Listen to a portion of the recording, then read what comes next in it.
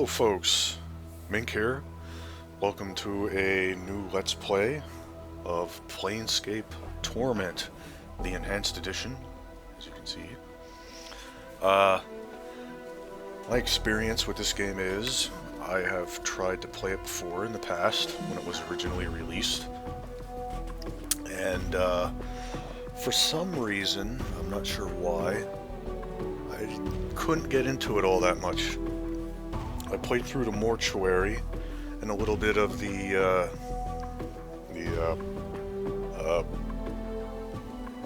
city outside. That's as far as I got.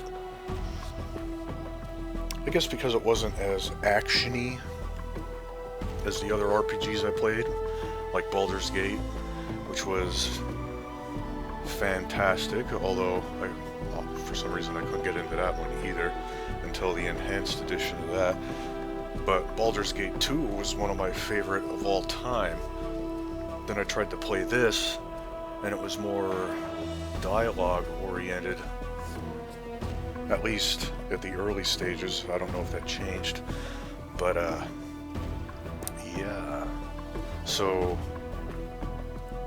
the beginning part here, like maybe this first episode or maybe two, depending on how long this goes, will not be blind, but everything after that will be.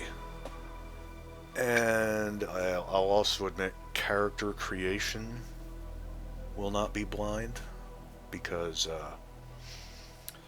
I have looked into a few things. I don't know why I did, but I don't know. But yeah, here's my test that I did here. So we'll just delete this, go back, and start anew. So,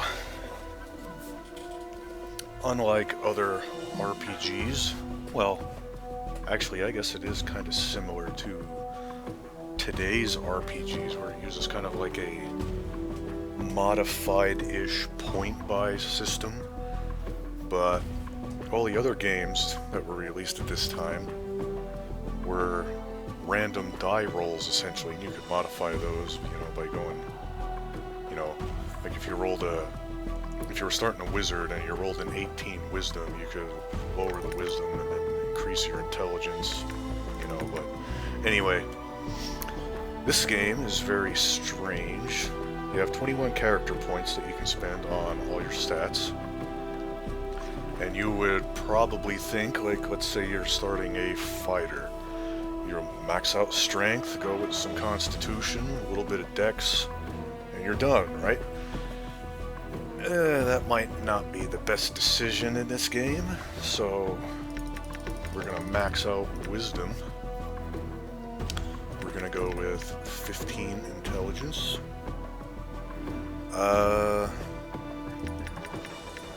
14, okay, I think I did something wrong. 13 charisma, and we'll spend the last 2 in dexterity. That last 2 doesn't really make any difference, but wisdom and intelligence are the primary 2 stats of this game, regardless if you're going for a fighter or a thief. You want wisdom and intelligence, because they open, like I said, I looked into this. I don't know why. I guess to give myself the better experience so I don't miss a lot of stuff. But anywho, that's what we're rolling with here. Now, I did not look up on what to spend points on when I level up. So this could be interesting. I do not know if I can increase my wisdom past 18, like during a level up. If not, then I will probably spend points in intelligence, charisma, maybe constitution, because that's hit points. And I know you regenerate, but I don't know. Anyway, let's accept this and start the game.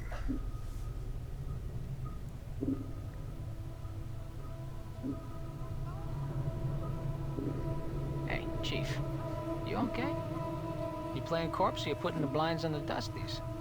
I thought you were a deader for sure. What? Who are you? Who am I? How about you start? Who are you? You know, I never said this one, so... I asked you first, Skull. Yeah, and I asked you second. What's your name? I don't know. I can't remember. You can't remember your name? Heh. Well, next time you spend a night in this burg, go easy on the bub.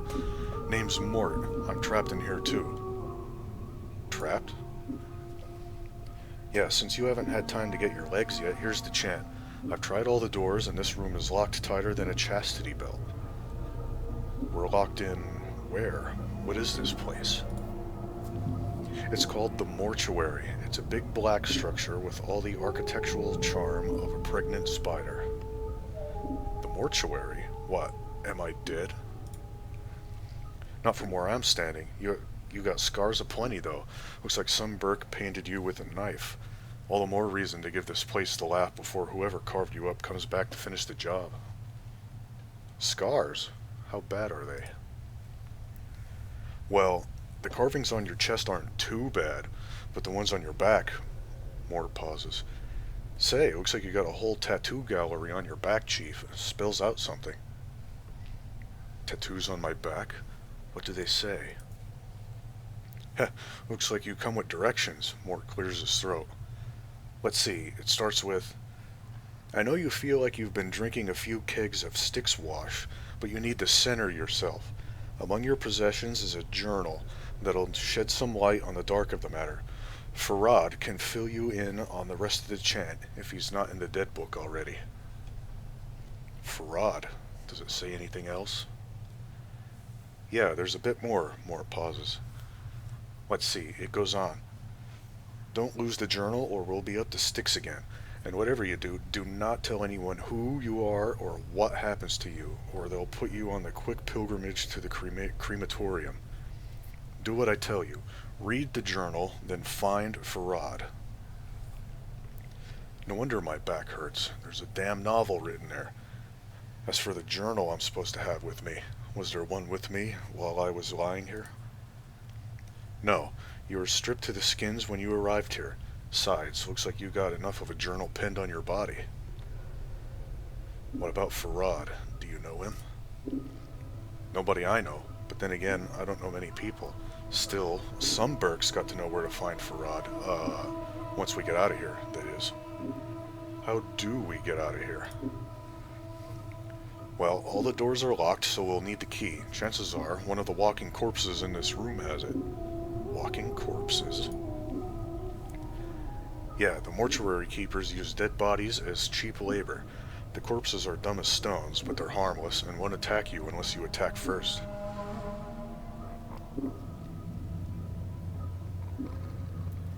Is there some other way? I don't want to kill them just for a key. What? You think it's going to hurt their feelings? They're dead. But if you want the bright side to this, if you kill them, at least they'll have a rest before their keepers raise them up to work again. Well, alright. I'll take one of them down and get the key. Well, before you do that, arm yourself first. I think there's a scalpel on one of the shelves around here. Alright, I'll look for one.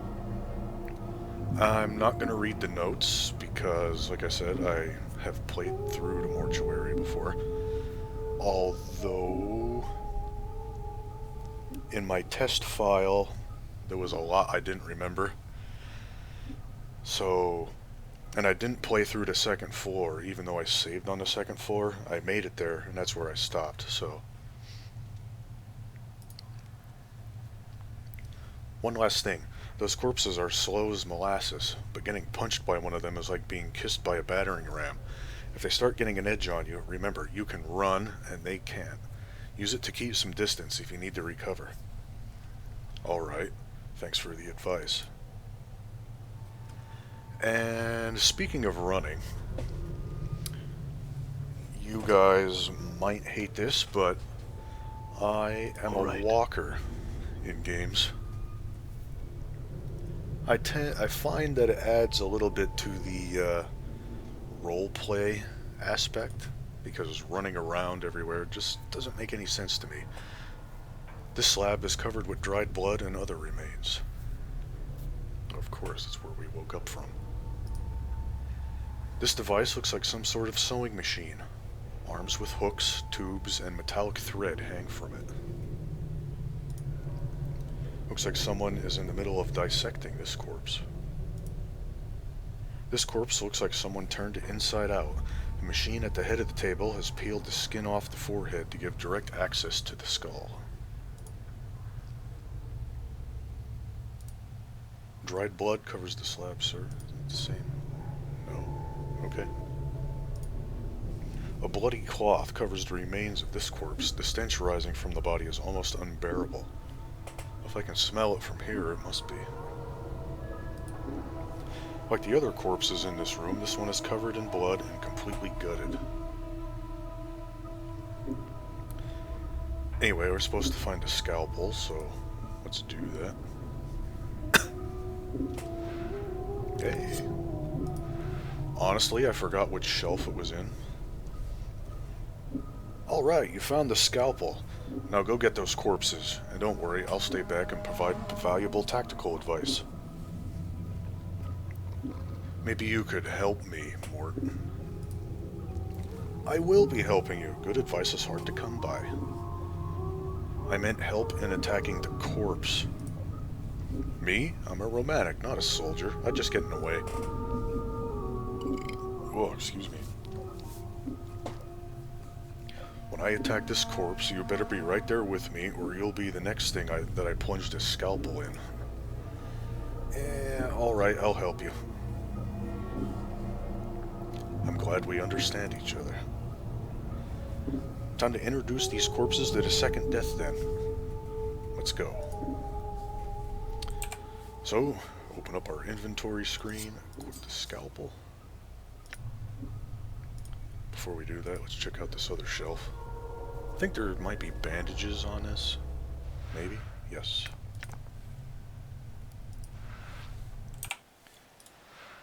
This is a roll of bandages, useful for stanching minor wounds. Heals 3 hit points. Put those up here.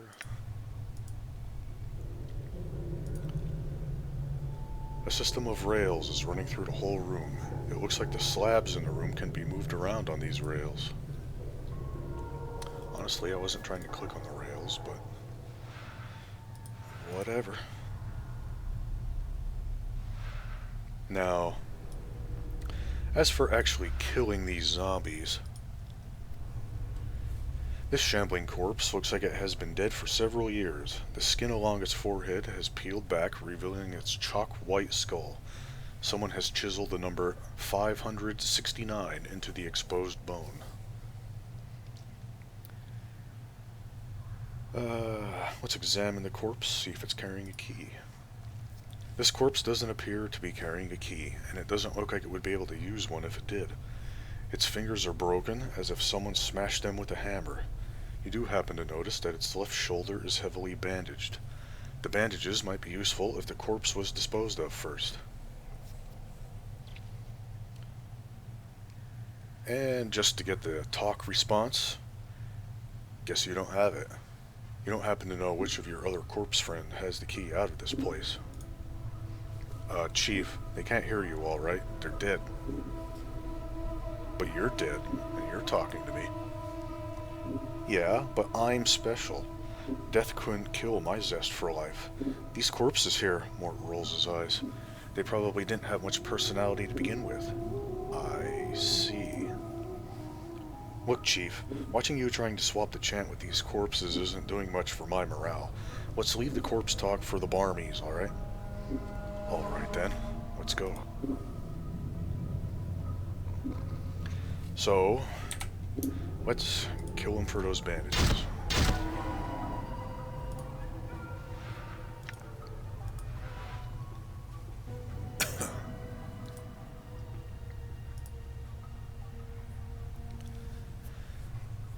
This corpse's head will This corpse's head lolls back and forth on its shoulders. Judging from the angle of the neck, it looks like this man may have been hanged. The number 825 has been painted on the side of his head. Examine, see if he's carrying a key. This corpse is carrying nothing, but you happen to notice its hands are heavily bandaged. The bandages might be useful if the corpse was disposed of first. Let's leave him in peace and take him down for those bandages.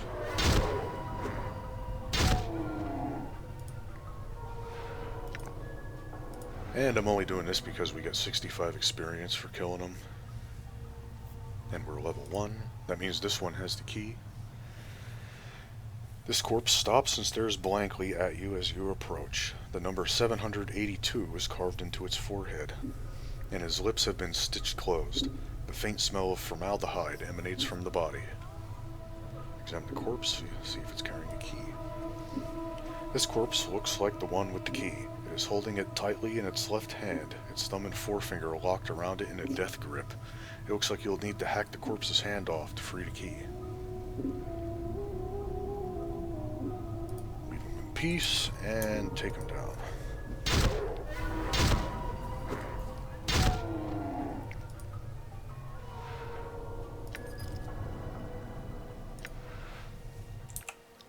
The bandages up here. Preparation room key. The head of this bronze key has been twisted around itself several times so that it resembles a screw. If more is to be believed, it unlocks one of the doors in the preparation room. Yeah, you only need to have them in your inventory to use them. The key will usually vanish after used. Not all the time, though.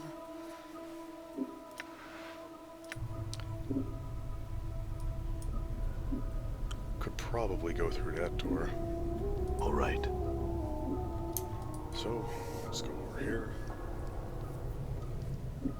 Open this. See, lost item. That was our key disappearing.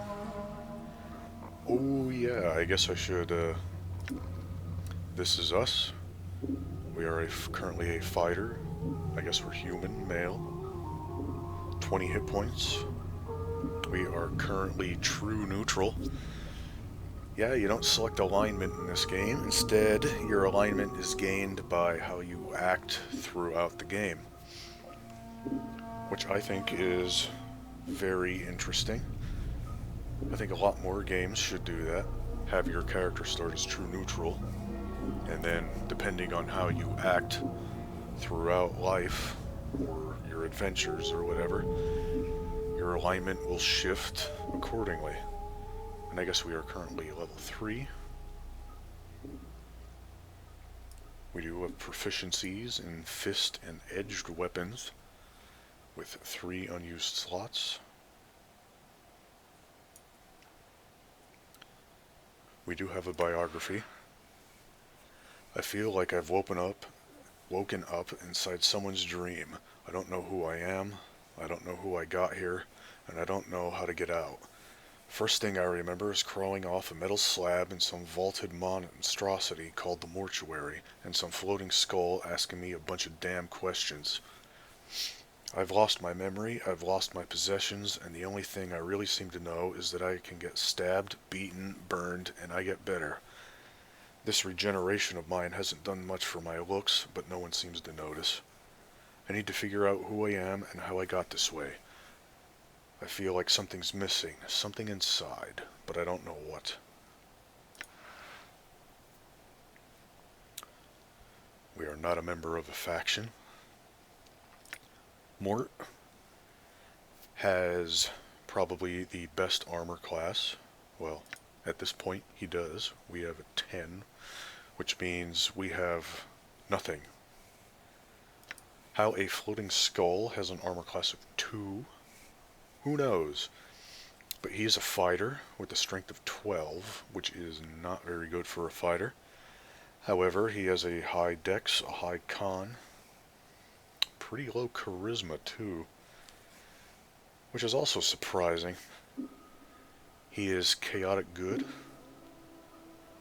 20 hit points, level 2. So against slashing and piercing attacks, he has an armor class of 0. That's interesting.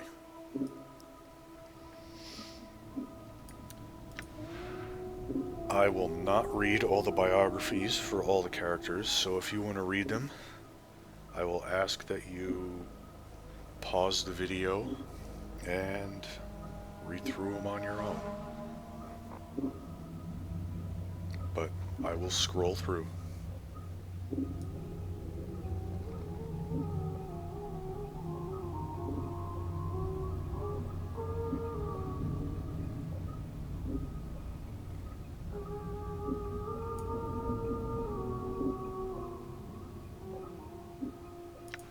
And there you go. Information that just tells you what he killed. He currently has all the kills. He killed all 3 of our zombies. So there you go. Yeah. His inventory. He cannot wear anything. Nothing. And he uses Mort's Bite as a weapon, which does 1 to 3 piercing damage. Odd for teeth. Proficiency is fists. Don't ask.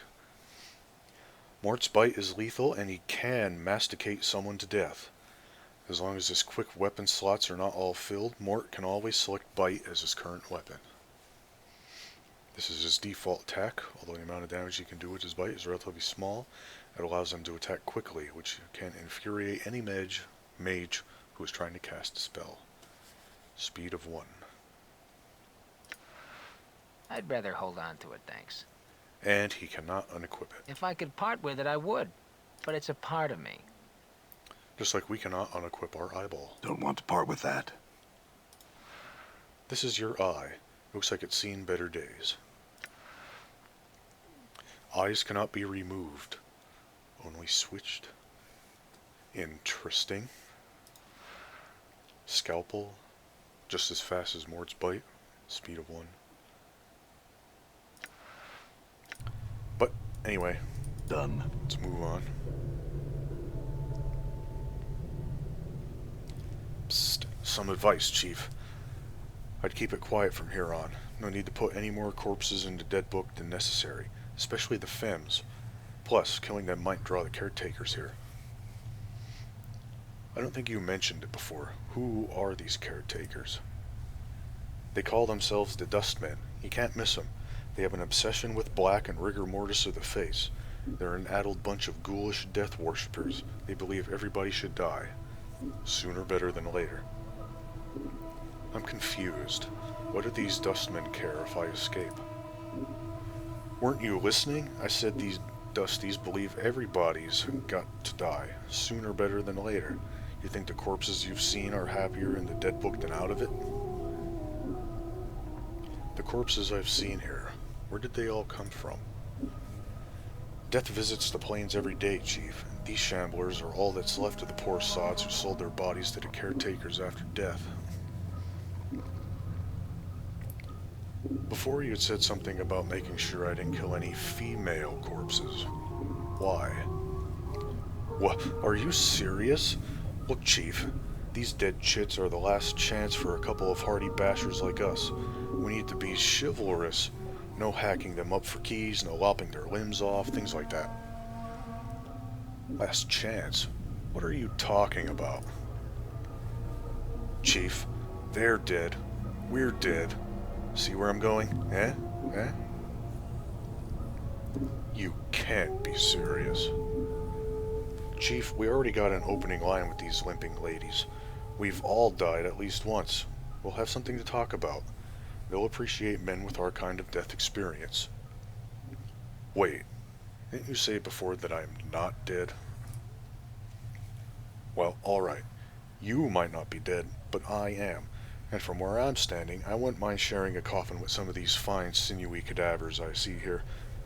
Mort starts clacking his teeth as if in anticipation. Of course, the caretakers would have to part with them first, and that's not likely. Alright, I'll try and remember that. Look, Chief, it's obvious you're still a little addled after your kiss with death, so I got 2 bits of advice for you. One, if you got questions, ask me, alright? Alright, if I have any questions, I'll ask you. Second, if you're half as forgetful as you seem to be, start writing stuff down. Whenever you come across something that might be important, jot it down so you don't forget. If I had that journal I was supposed to have with me, I'd do that. Start a new one then, Chief. No loss. There's plenty of parchment and ink around here to last you. Alright. It couldn't hurt. I'll make a new one then. Use it to keep track of your movements. If you ever start to get cloudy on important things like who you are, or more importantly, who I am, use it to refresh your memory. Alright, I got it. Let's go. Updated my journal. And that will be the first of many updated my journals, even in this mortuary. Bloodstains, rust, and other remains cover the surface of this metal slab. It is much larger than most of the other slabs, and it is sitting on a platform that allows it to be rotated. Hey, where are you going? The shambling corpse gazes at you with vacant eyes. Her skin is paper thin, almost wispy. It's like someone draped a sheet of cobwebs across her frame. The number 594 has been scratched onto her forehead with a charcoal pencil. The corpse in peace. Psst! You see the way she was looking at me? Huh? You see that? The way she was following the curve of my occipital bone?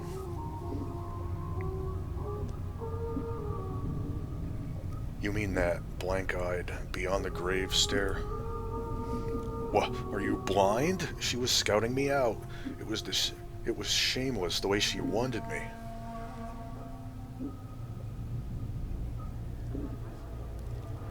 No. Probably. No. I think you're imagining things. She's a zombie, a corpse, a dead person, who probably didn't even register to her senses. Yeah, whatever. When you've been dead as long as I have, you know the signals. They may be too subtle for you to pick up on, but that's why I'll be spending my nights with some luscious, recently dead chit while you're standing around going, huh? What's going on? Where's my moo-moo memories? Whatever, Mort. Let's go. Done.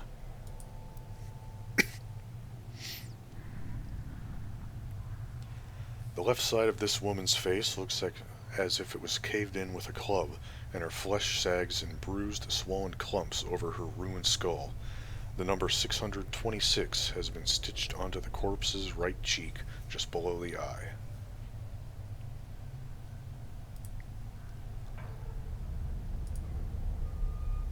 It's the same.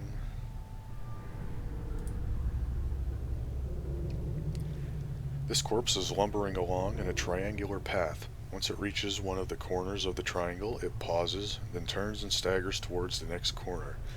It has 965 tattooed on the side of its skull. As you approach, it halts and stares at you. Heh, looks like someone forgot to tell this sod to stop walking the rule of threes. What do you mean? These corpses don't have much left in the attic, so they can't do more than one task at a time. When they're told to do something, they'll keep doing it until someone tells them to stop. This poor sod probably finished some task and they forgot to tell him.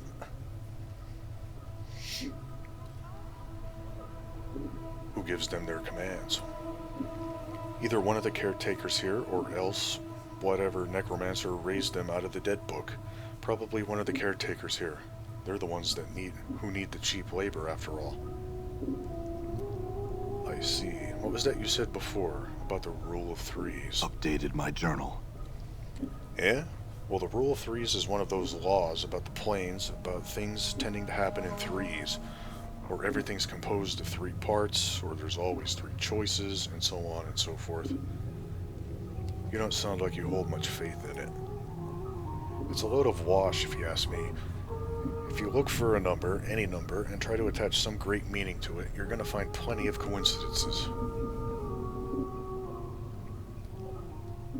Alright, come come on, let's keep moving. Although oddly enough, in adventure games, the rule of threes does tend to be a thing. Like you'll always have to find 3 items to move on to the next area for whatever reason. Or talk to 3 people. Nothing in there.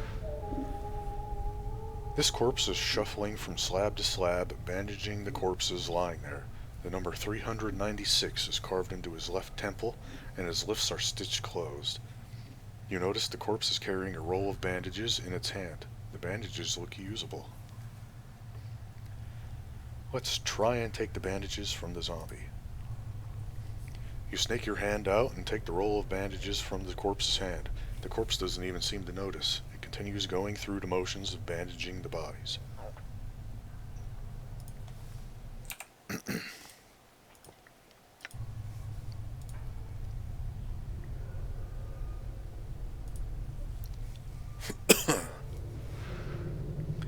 Receiving room logbook.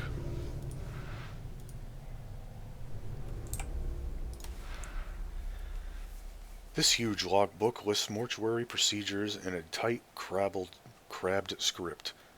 All shells entering the mortuary are to be delivered to the receiving room and logged with the scribe on duty before being embalmed or cremated.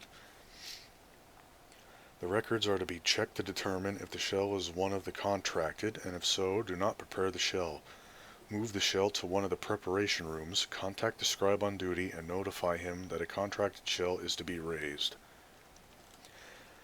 Be certain that a shell is thoroughly stripped of its possessions before being sent to the preparation rooms.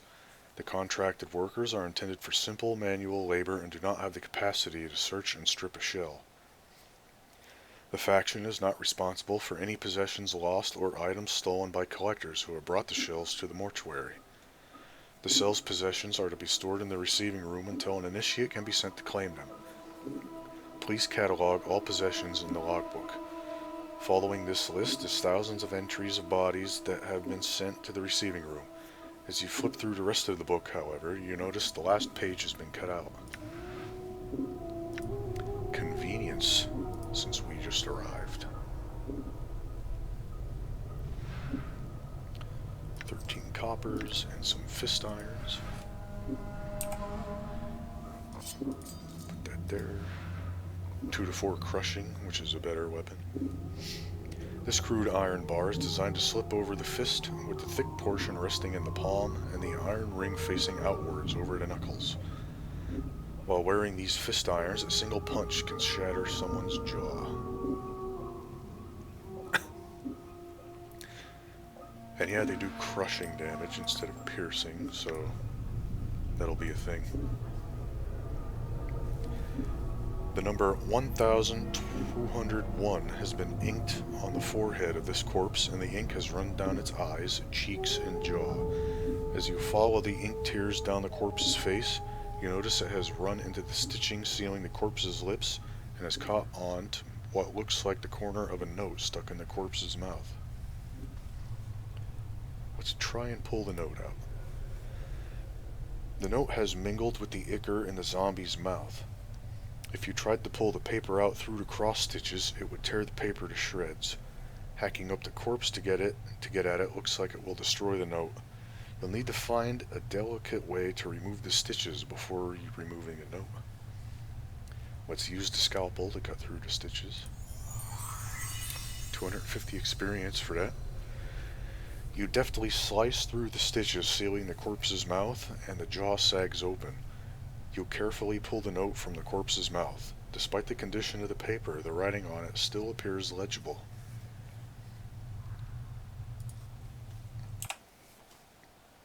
Note from corpse 1201.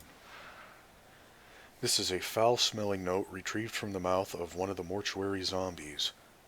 Looks like it was sewn into the corpse's mouth by accident. Despite the condition, the writing is legible. Please, to whatever dustman reads this, I beg of you. I know of my legal obligation under the terms of the dead contract, but I am prepared to offer more than my signing fee if you will cremate my body rather than raising it. I have arranged for this note to be left with my body upon my death. If you are reading this, then please use this note as instructed and accept the result in exchange for my contracted duty. Let my contracted number serve as the key. It looks like the corpse was too late to prevent the raising, but you notice that beneath the writing is a diagram. It looks like directions for folding the parchment into a strange pattern. Now, this will be the first puzzle of the game, and it was actually pretty easy to figure out. The hint to all this, and honestly it's the solution, is let my contractor number serve as the key, which is 1201, or 1201. Just need to remember that, 1201. So let's use the note. This following note has a strange looking diagram inscribed beneath the writing. It looks as if it's instructing you to fold the corners of the note so their points touch the center. There is a series of strange marks on each corner. 1 mark on the upper right, 2 marks on the lower right, 3 marks on the lower left, and no marks on the upper left. So, 1201, 1 mark on the upper right.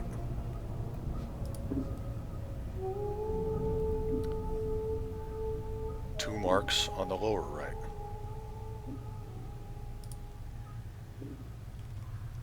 No marks on the upper left.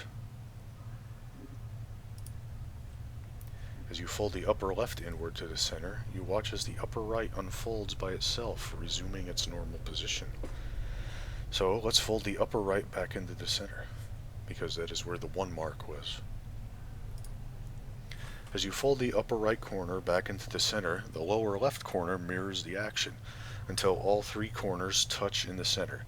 You watch for a moment, and the corners of the paper raise up, turning the note into a small 4-sided paper pyramid. Let's open the sides of the pyramid.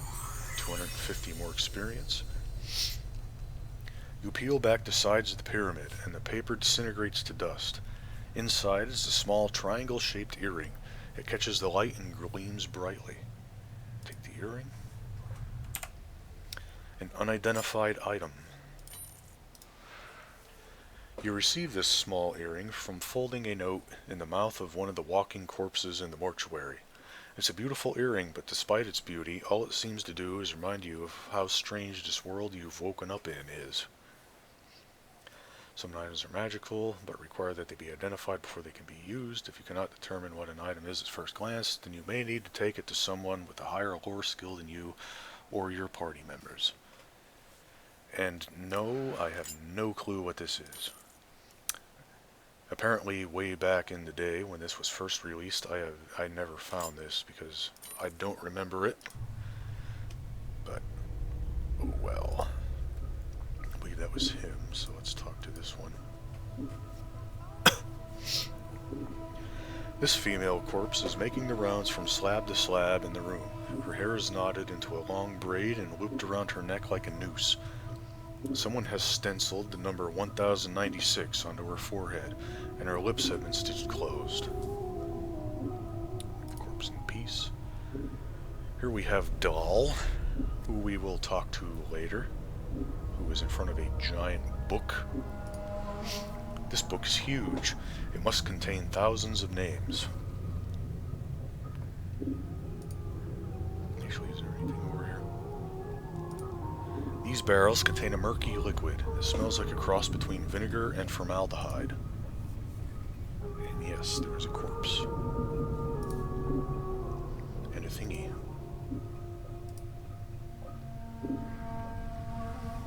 This walking corpse has the numbers 1094 carved into its forehead. Its mouth has been sewn tightly shut, and the chemical reek of fresh formaldehyde hangs in an overpowering cloud around it.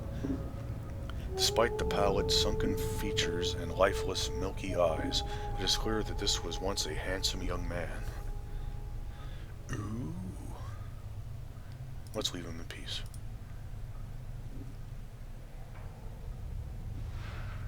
Nothing in there, so why did he... You know, even in like the Baldur's Gate series they did this. They went through the effort of making containers, but then they made them empty. I don't know why. This corpse has been completely wrapped in bandages, like a mummy.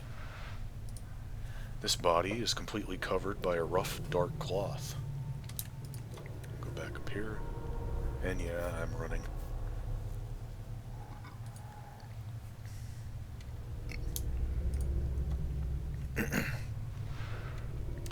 Nothing.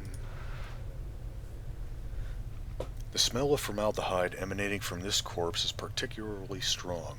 It smells like it was applied recently, and with good reason. This corpse appears to be in an advanced stage of decay.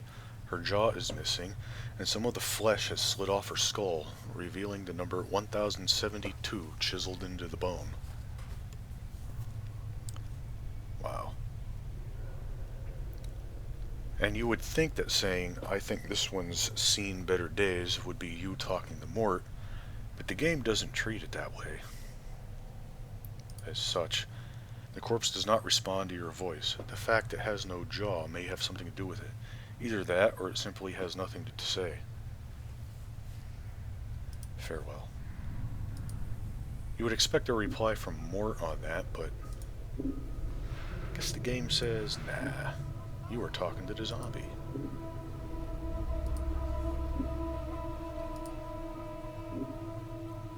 Can examine that for whatever reason.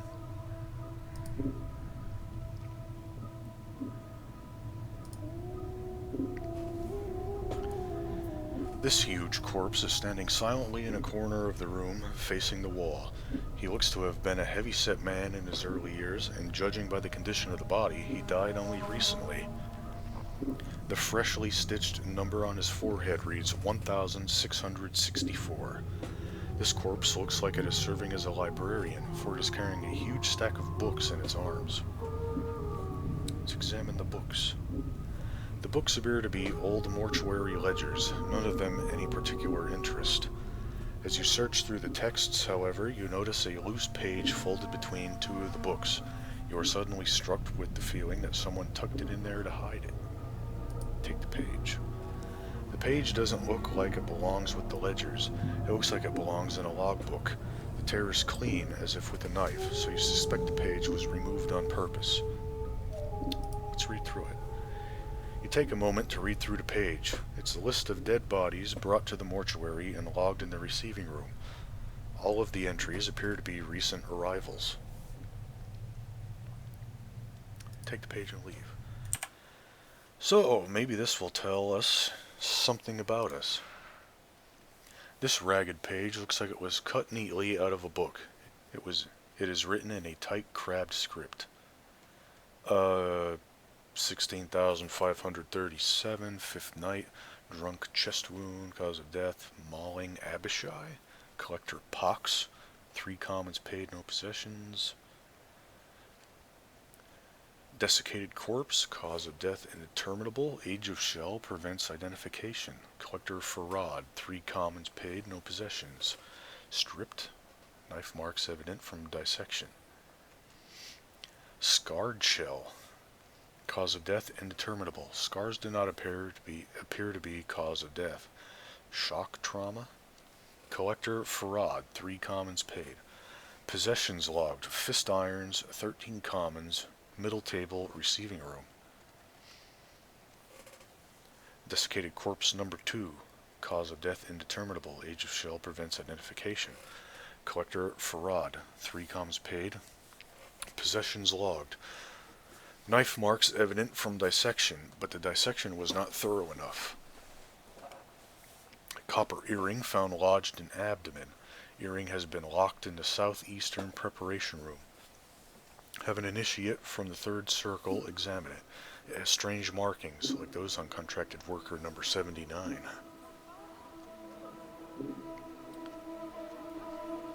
Skeleton, cause of death indeterminable, age of shell, prevents identification. Collector Farad, 3 commons paid, no possessions. Stripped, knife marks. And the little asterisk means, as with the previous entries, these shells Farad has brought also shows sign of having been prepared. I have asked that Initiate Emmerich launch an investigation into the matter. Furthermore, entry 16,542 is one of Farad's gang. I have seen the individual before. I would ask Emmerich to pay heed to how the man died. It is a tiefling male. Cause of death, slash marks, discoloration of wounds are consistent with grave rot. Ghoul claws. Collector Farad, 3 commons paid. No possessions, stripped. Knife marks evident from dissection. So from this, I am going to say we are the Scarred Shell. They do not know how we died, but it wasn't from our scars. Farad brought us in and got 3 copper for us. We were using fist irons and carried 13 commons, which we already got. But, yeah, that doesn't tell us much about us, but it's something, and we did not update our journal on that either, oddly enough. Judging from the stench, the entrails of these disemboweled corpses are dumped here. Nice. The stench coming from this corpse is truly nauseating. Someone split open this man's chest and has yet to remove the internal organs. Just leaving it sit there. Nice. The eyes of this corpse are set close together and the eyeballs themselves are slightly askew. One faces to the left and the other to the right. You can barely make out the number 257 traced into its bruised forehead. It looks like the corpse has taken several blows to the head, making the number difficult to read. Nice. Someone likes clocking him in the head, and they gave him the goofy eyes. Oh well. Nothing. Bandage.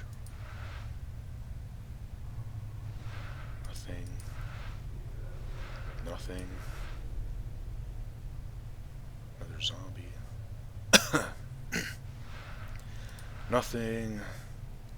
And nothing. See, why even have all those if there's not going to be anything? And who's that? Iveen.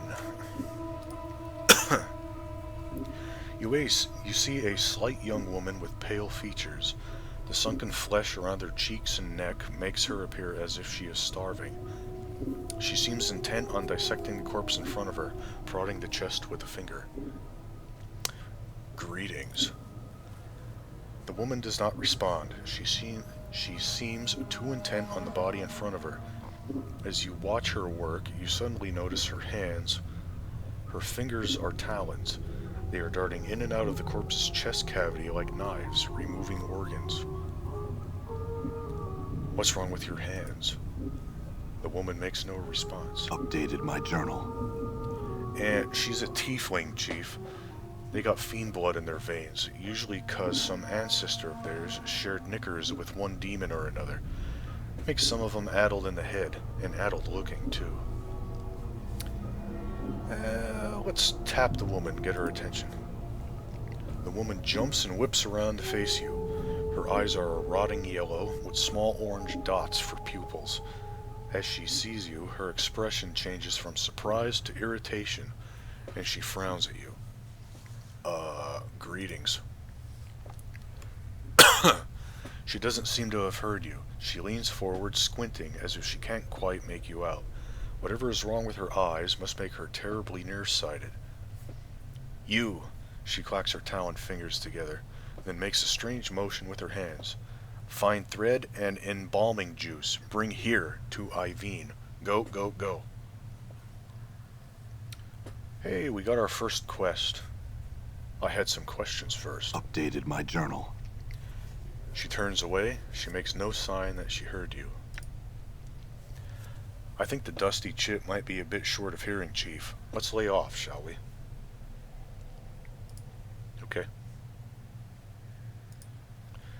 This disemboweled corpse proves how far you can physically stretch flesh without tearing it.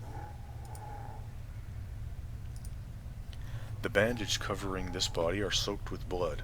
Even though this corpse looks several days dead, blood still trickles from its wounds.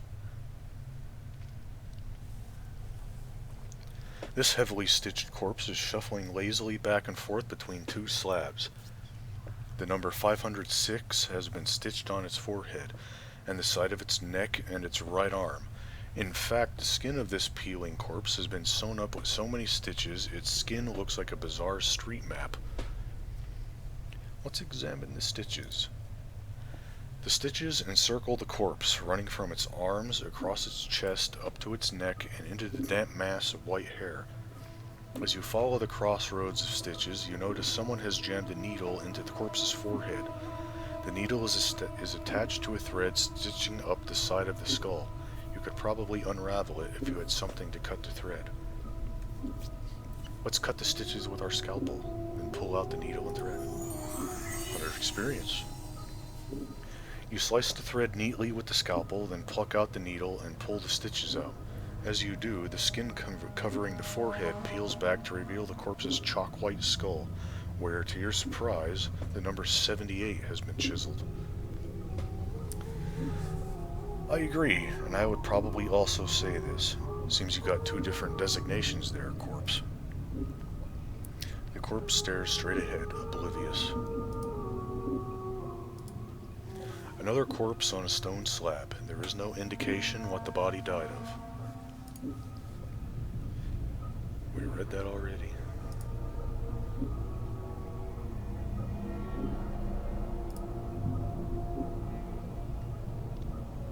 This corpse, 985, has stopped dead in its tracks. Judging from the condition of its left leg, it looks as if some sort of tomb rot or corpse mold has eaten through its knee. The corpse is wobbling unsteadily back and forth, trying to keep its balance.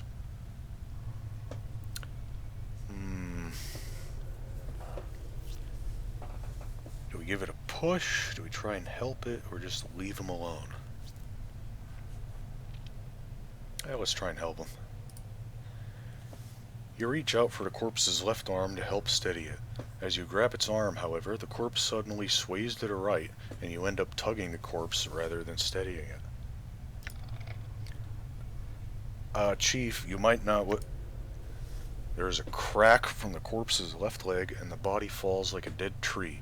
Its torso strikes the stone flagstones and shatters like a rotten melon, filth and ichor gurgling from the cavity. To your surprise, no one seems to have noticed the corpse's collapse. And even stranger, the left leg remains standing where the body was, as if at attention. After a moment, the leg falls over with a wet thump. As you gaze upon the putrefied remains of the corpse, you notice that its left arm seems intact. It has snapped from the torso during the fall, and it doesn't appear to have been touched by the tomb rot that has spread through the rest of the body. I wonder if I could make use of that arm.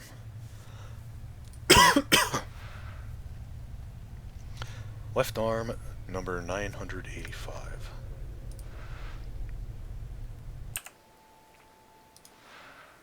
One to 6 crushing, a club.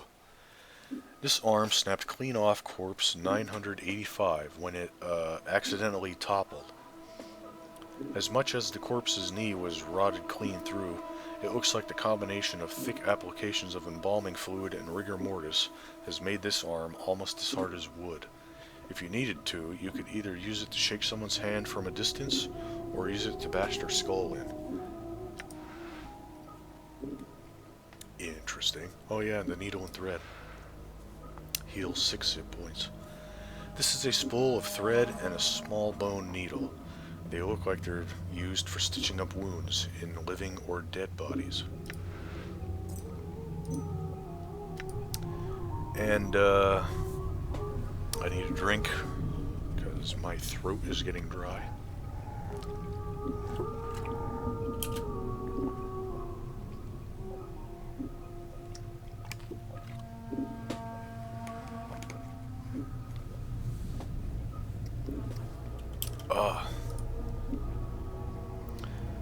I didn't think talking this much.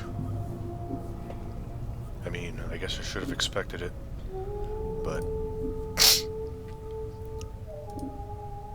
oh well, moving on.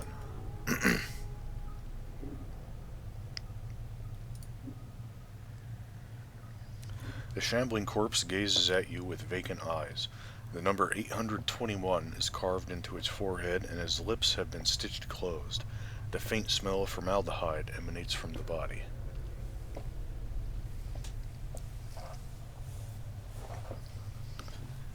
Now,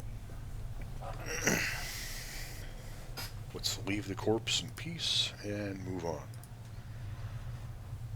Bloodstains, rust. Oh, we did that already.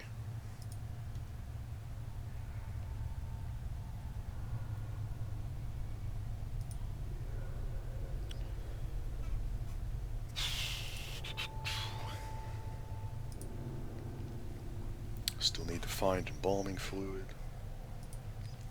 Someone has inserted a tube into this corpse's leg. The tube is attached to a strange clicking machine next to the slab.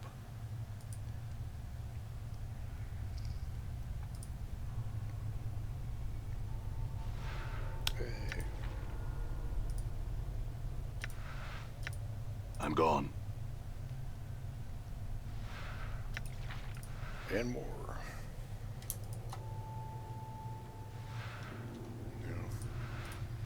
Dried blood covers this. We read that already. The blood on this table is still fresh. A bloody cloth covers the remains of this corpse. The stench rising from the body is almost unbearable. Dried blood.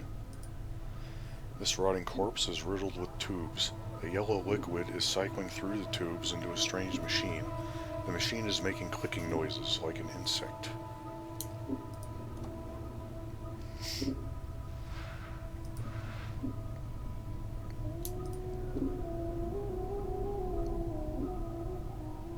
Containers locked.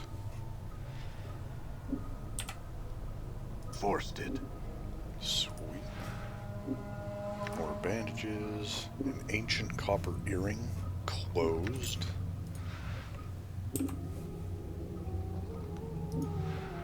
Embalming fluid. Special. +2 to 8 hit points. +1 to armor class. Usable only by the Nameless One and Mort. This is a sealed jar of embalming fluid. It is used as a preservative for dead bodies. As an added benefit, the smell of the fluid is more than sufficient to mask the smell of any rotting bodies it is used on. Effects are temporary.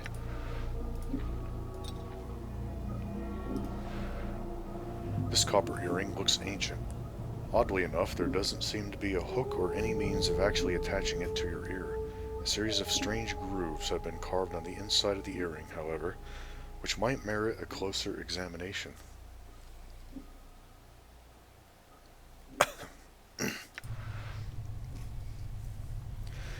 This copper earring looks extremely old. It looks like it was meant to be worn, but there doesn't seem to be a hook or any means of actually attaching it to your ear. There is a series of strange grooves on the inside of the earring, however. Examine the grooves. The grooves are evenly spaced along the inside of the earring. Upon closer examination, they remind you of small fangs. They are definitely man-made, but you can't figure out what they're intended for.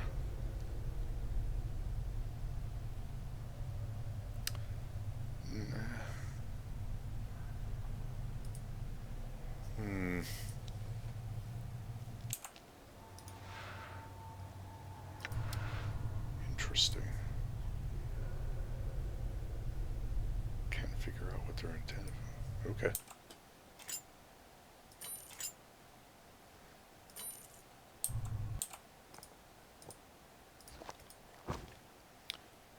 Mort, you can get too far away.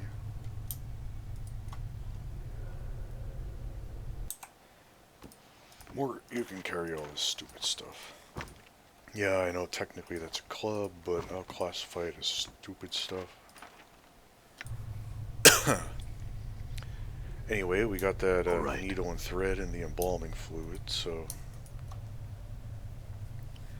And yeah, I know, technically we should walk back, but I might enjoy the walking, but I'm not anal about it. You see Iveen. She is still dissecting the corpse's chest with her talons.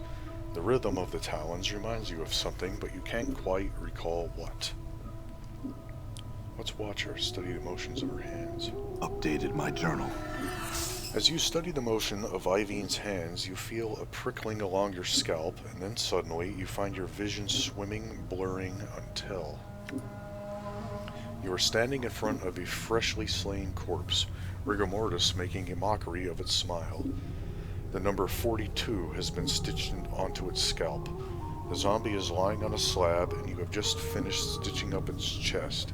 You have placed something inside. Something that may prove useful if you come this way again. So, we need to keep an eye out for Corpse 42. Echo, keep these things safe and wait for my return. 250 experience. The memory of your voice is an echo, strange and hollow to your ears. You cross your arms in front of your chest, and to your surprise, the corpse does too. After a moment, its hands fall back to its sides, and as it does, the vision fades until you are watching Ivine's hands making their stitching motions once more. Let's tap her, get her attention. She turns, sees you, then frowns. Dumb zombies. She clacks her taloned fingers together impatiently, then makes a stitching motion with her fingers. Find thread and embalming fluid. Bring here to Ivine. Go, go, go. Give her the thread and the embalming. Updated my journal. Another 250. Without missing a beat, Ivine snaps the thread from your hands and hooks it around one of her talons, then begins sewing up the corpse's chest. She then takes the embalming fluid and begins to apply a layer to the corpse. Let's wait.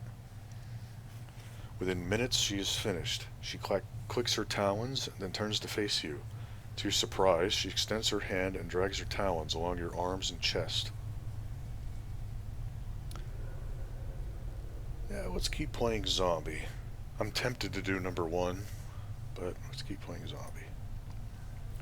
Looks like you have a new friend, Chief. You two need some time together, or let's keep playing zombie. As she traces your arms and chest, you suddenly notice she seems to be examining your scars. She withdraws her talons, clicks them twice, then bends forward and examines some of the tattoos on your chest. Humph. Who write on you? Hivers do that? No respect for zombies. Zombies, not paintings. She sniffs, then pokes one of your scars. This one bad shape. Many scars. No preserves. Let's wait. Her talons suddenly hook into the thread you brought her, and lightning-like, she jabs another talon into the skin near one of your scars. It feels barely more than a pinprick, but it looks like she's about to start stitching you up. Let's let her work. Updated my journal. Hey, our maximum hit points went up permanently by 1. The sensation is curiously painless as Ivine begins to stitch up your scars. When she is done, she sniffs you, frowns, and then stabs her fingers into the embalming fluid. Within minutes, she has dabbed your body with the fluid, and strangely enough, it makes you feel better. Let her work. This may be the second time in my life I'm thankful I don't have a nose. Ivine puts the last touches on your body, gives you another sniff, nods, then makes a shooing motion with her talons. Done. Go, go. Alright, let's leave. Thank you, Ivine. I'm gone.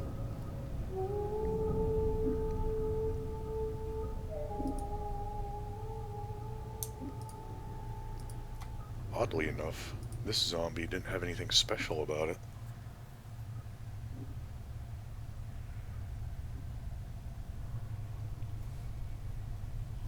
I mean, you know, all the other ones have caved-in heads, crossed eyes, head wounds, broken necks, corpse rot. This one has nothing.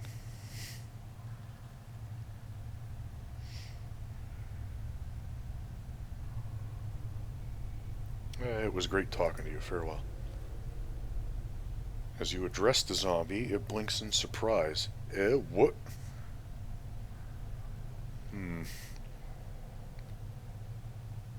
You're not a zombie. Who are you? Updated my journal. The zombie is trying to respond behind stitched lips. He has a peculiar, half-frightened, half-angry expression. Who you? What you want?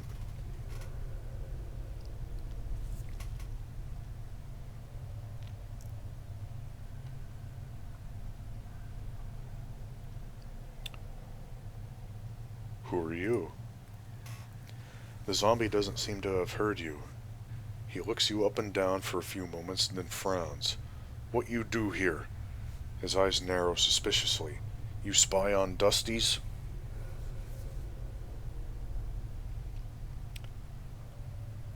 No, I'm trying to escape.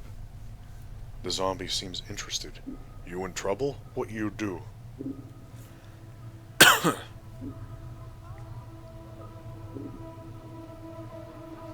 I woke up on a slab upstairs. The zombie's looking at you like you're crazy. You barmy?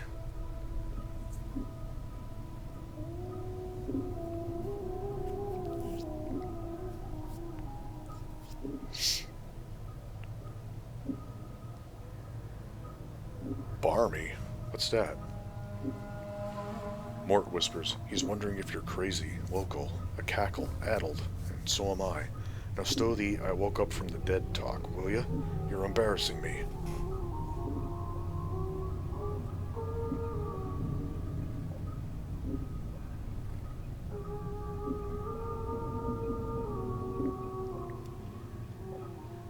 It's not my fault no one in this crazy, barmy place speaks like a normal person, or looks like one. Mort sighs. Look, Chief, you gotta get your wits about you. You can't go around telling everybody the truth all the time. We can't have every coney catcher we meet taking us for marks, right? Coney catcher? Marks? What the... Oh, never mind. The fake zombie is looking at you both suspiciously.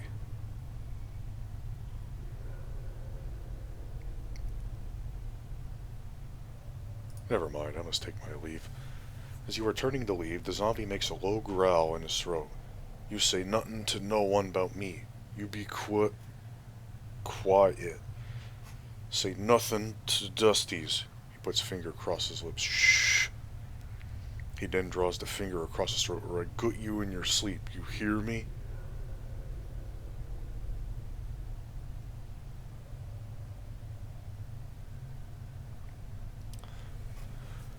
Well, then. Really? But, I am not going to tell the truth and promise I won't say anything. I'm not going to lie. So, whatever. I think now is the time to talk to Doll.